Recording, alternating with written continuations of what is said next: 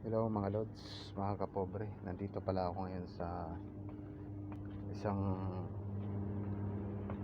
mini groceries dito sa malapit lang sa accommodation namin. Papakita ko lang sa inyo mga lods yung mga mabilisang ano lang, yung mga kaparehas na ano sa atin, mga mabibili sa atin. Saging. Galing Pinas yan ang saging. Ito naman, ang gumagawa nito ay Pinoy din.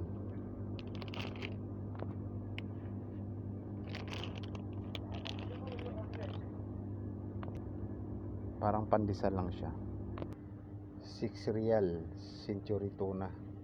6 real, so nasa 90 pesos na yun. Ito namang maliit 450, so nasa 60, nasa mga 70. 555 na madali siyang buksan, easy to open. 4 real, so 60 pesos. Saba sardines,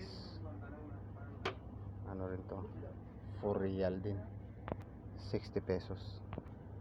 Argentina corn beef, 6 real, 90 pesos.